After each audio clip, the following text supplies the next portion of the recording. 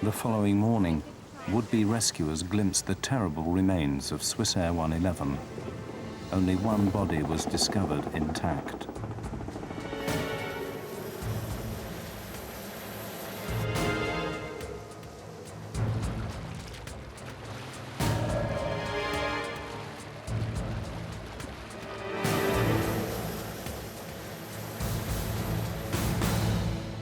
In Geneva, Ian Shaw had a premonition about his 23-year-old daughter, Stephanie.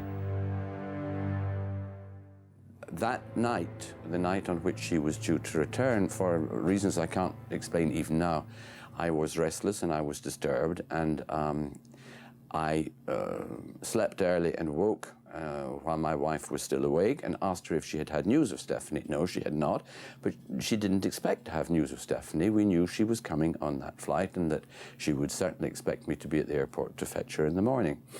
I awoke around 6 Geneva time, and on television there was a report of the crash of Swissair 111. And I knew instantaneously that we had lost our daughter. Air traffic controller Bill Pickrell was in shock. It's a strange experience. I'm not sure that I can adequately express the feelings, but it's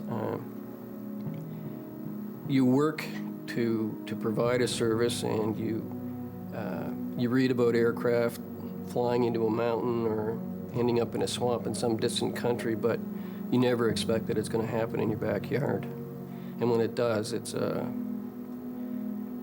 kind of a lonely experience, I guess, in one sense. The Transportation Safety Board of Canada launched what would become the largest disaster investigation in the nation's history. They only knew Swissair 111 experienced a cockpit fire, but what caused it remained a mystery.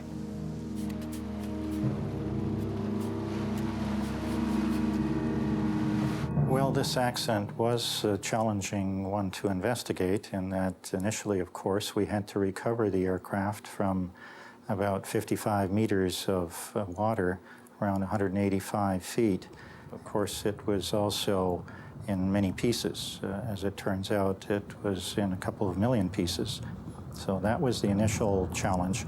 And then after that, of course, when you have so many pieces, you need to determine which are the relevant ones and what are these pieces telling you about what happened and why.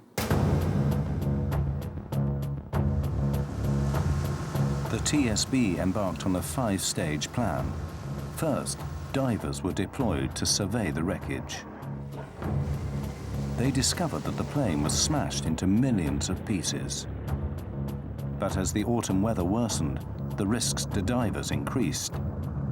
At this rate, the salvage would take years to complete.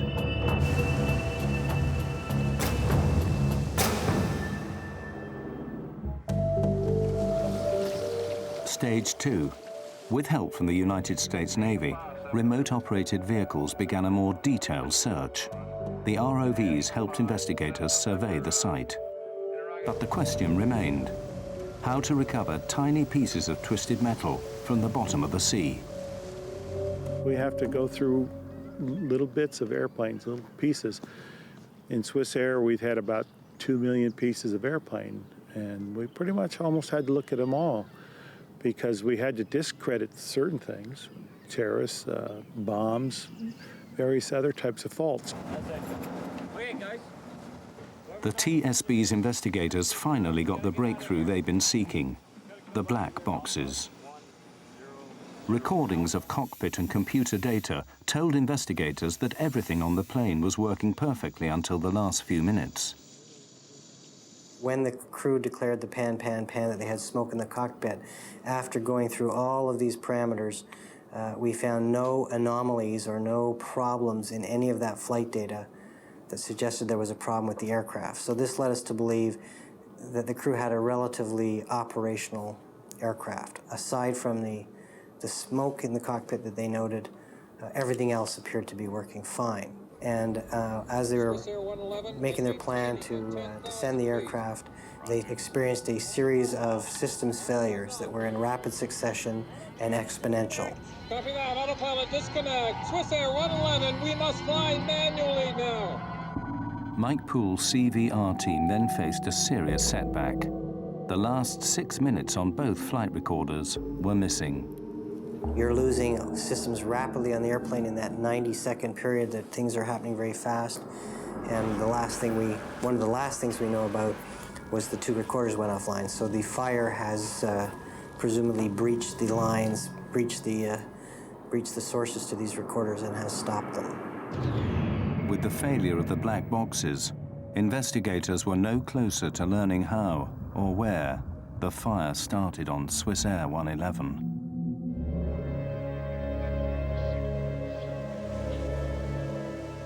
Stage 3. Barges were deployed to scour the seabed for evidence.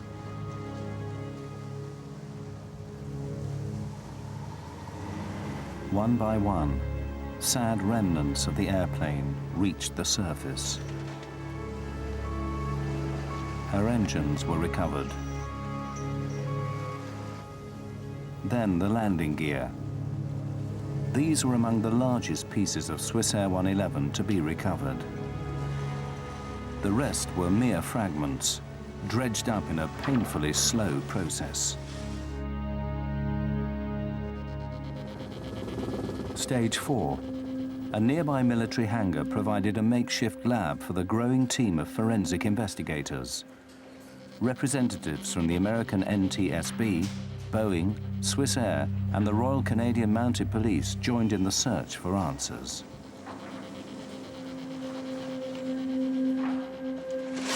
Pieces of Swissair 111 arrived by the truckload, organized into various categories for analysis. Soon the hangar was stacked to capacity with the biggest jigsaw puzzle in aviation history. All the investigators knew for sure was that an initially small cockpit fire suddenly turned to catastrophe.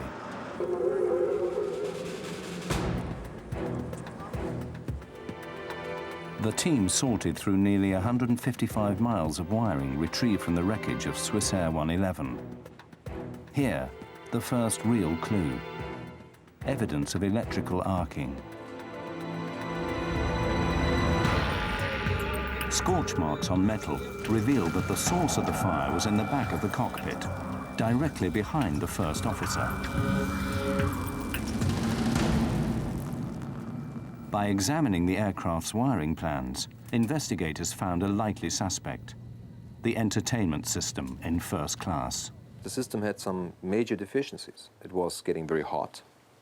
It drew a lot of power. And thereby, for example, raising the cabin temperature considerably, because it was always running. They did not install a simple off switch, nor did they install appropriate cooling systems to cool the system down. The TSB's investigators finally thought they had the breakthrough they'd been seeking. Our report indicates that there was a design flaw in the way the in-flight entertainment network installed in the first class and business class sections of the aircraft were installed integrated into the electrical system of the airplane. When Captain Zimmerman threw the cabin bus switch, all power to the cabin should have been switched off. But the entertainment system remained on, overheating. If you'd ask most pilots, they would say, well, if I push the cabin butt switch, it's going to turn off the things behind the cockpit. It's going to isolate that electrically for me so that I don't have to worry about that, and that I can just concentrate on those things that might affect me flying the airplane. Well, as it turns out, that this switch was kind of bypassed in this case for this IFIN, or entertainment system. Swissair immediately disabled the entertainment systems on the rest of its fleet, and the US National Transportation Safety Board ordered an inspection of cockpit wiring on all MD-11s. Unfortunately, this simple solution proved insufficient. By the time that cabin switch was turned off, the fire was well underway, and so that had no real bearing on the initiation or propagation of the fire in the Swissair 111 aircraft. But investigators determined that the problem with the entertainment system alone could not have brought down Swissair 111. The search for answers continued. Stage 5. Undaunted, the TSB reconstructed the MD-11 from the wreckage. A wireframe mock-up they called the jig provided a spine for placing tiny pieces back where they once belonged. The reconstruction revealed that the fire spread with alarming speed from the cockpit back into the first-class galleys. Some metal showed heat damage from temperatures as high as 600 degrees centigrade. As the investigation continued, some argued that the actions of the pilots may have contributed to the disaster. Some experts charged that Zimmerman and Love's by-the-book approach may have cost them their lives. Swissair 111 was asking internally. Some operators emphasized in a very early stage, land as soon as possible, and then if you have time, go into the checklist. Others said, here's the checklist, and at the end of the checklist, if that doesn't help, then land as soon as possible. Pretty contradictory to basic flying instructions where student pilots learn at a very early stage that whenever you have smoke, you have a fire, and fire means land as soon as possible. Emergency light switch on. Emergency light switch on. Unfortunately, in this case, the way the checklist was written, it didn't identify that now start towards the divert. It started more on let's try to see if we can solve the problem. And so now all of a sudden you're taking on a problem that just kind of crept up on you. You weren't expecting it. We're going to need more than 30 miles. But the TSB considered the timeline. Investigators determined that Swissair 111 would not have made Halifax Airport under any circumstances. There just wasn't enough time. 09er. In our calculation, we showed that starting at the ideal descent point from 33,000 feet, which was at about 10:14 p.m. that night, it would take some 13 minutes to get the airplane onto the ground, which would take us to 10:27 p.m. By 10:24, the systems in the aircraft were starting to deteriorate. So we believe that under these circumstances, the crew would not have been able to successfully land the airplane under those conditions with the amount of time that they had. Whatever caused the fire on Swissair, it happened at a lethal speed. The mystery remained.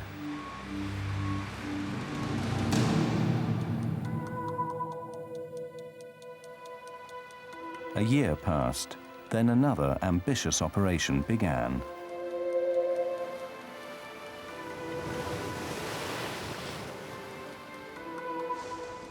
The TSB hired a sophisticated Dutch salvage ship, Queen of the Netherlands.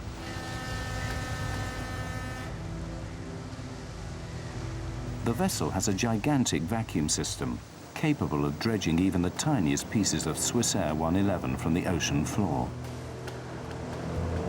A mixture of seawater, silt and aircraft were pumped into the ship's hold. This cargo was then pumped into a specially constructed reservoir on shore. When the water drained away, investigators found another 1 million pieces of the aircraft. Any one of them may have held the clue to what caused the catastrophic fire. The painstaking sorting once again resumed.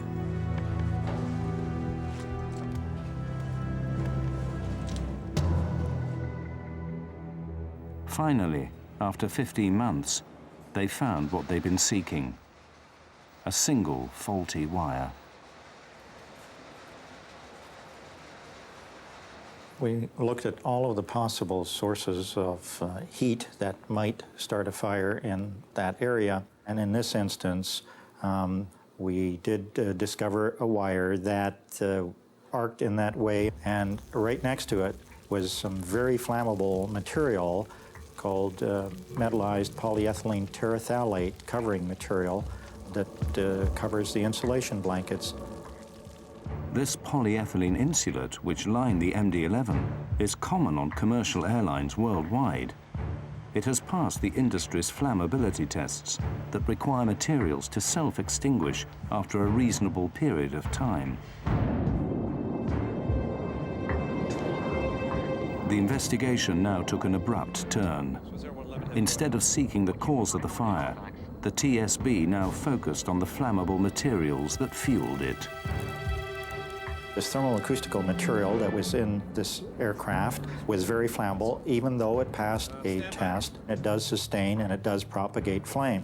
So this investigation did focus on the flammability of materials and the requirement to reassess the criteria that is used to certify materials, not just thermal acoustical insulation blanket material, but also other materials that goes into aircraft, much of it in hidden areas. Investigators now had their answer. A wire arced in a closed space behind the cockpit. The arc ignited the insulation, which in turn lit other materials, such as foams and plastics. The pilots could not sense how quickly the fire intensified.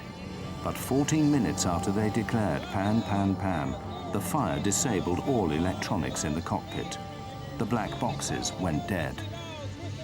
A forensic examination also shed light on the desperate final minutes in the cockpit.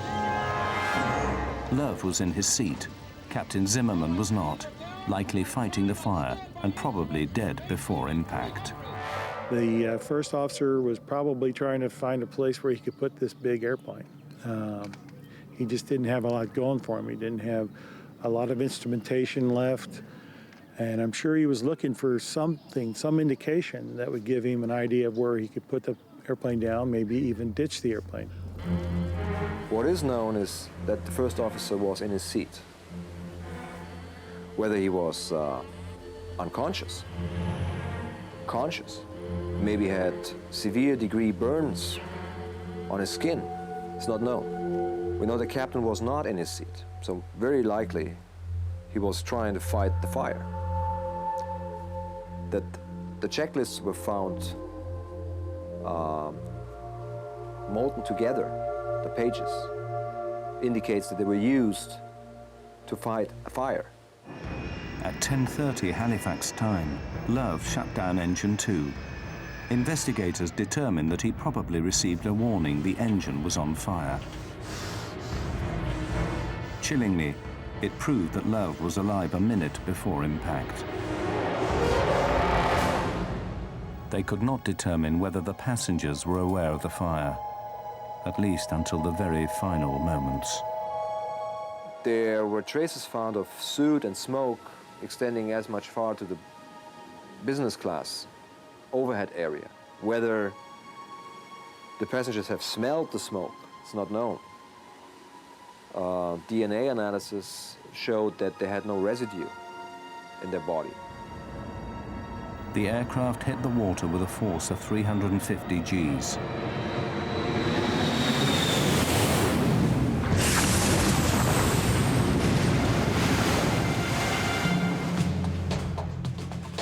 The TSB spent 4.5 years and $40 million analyzing the wreckage of Swissair 111, the largest air disaster investigation in Canada's history.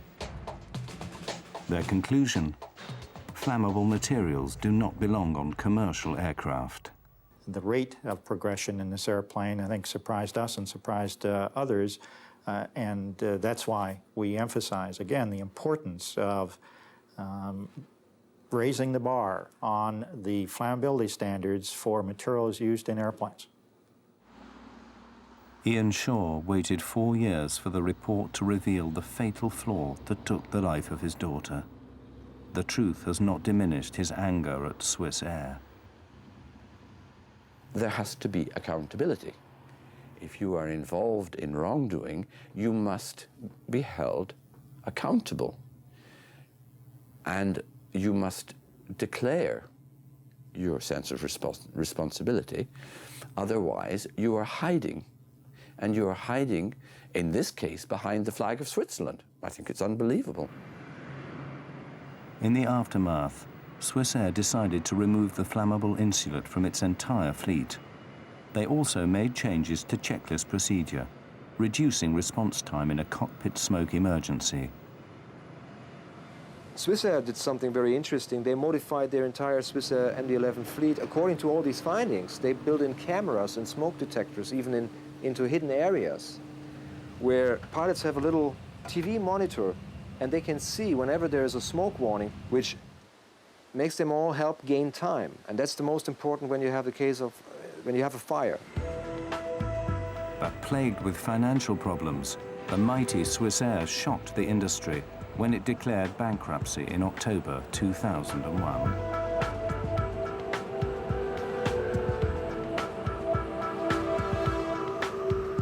The flammable insulation that set Swissair ablaze remains in 2/3 of commercial airplanes today, but not for very much longer. The metallized polyethylene terephthalate material has been essentially banned from aircraft, and the criteria to certify that kind of material for use in airplanes has been worked on. It has not been put into law as yet, but we look forward to that being done, so the criteria is more stringent. The US Federal Aviation Administration has given a deadline of 2005 to remove the material from all commercial aircraft. This major overhaul is designed to ensure that what took place on Swissair 111 will never happen again. The industry is trying to remove it, but I don't think they're removing it as quickly necessary as they could. There's always that battle. How expensive is it to do something that's replacement, or are you going to replace it in an airplane you're going to throw away in another couple of years? We have to live within certain economic realities.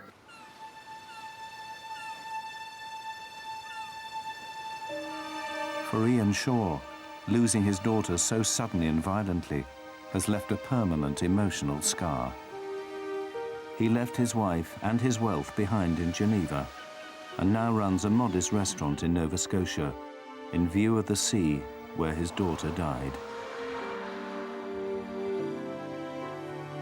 Why would I come here to this particular point in Nova Scotia? A lot of people have said, oh yes, we fully understand you want to be close to your daughter and the point where the plane crashed. That is no part of my being here. Swissair ripped out of me any possibility of proximity to my daughter. I found a comfort in the awareness of the presence of the eternal ocean, the ocean which has been going backwards and forwards for many, many, many thousands, millions of years. I came here because I had to.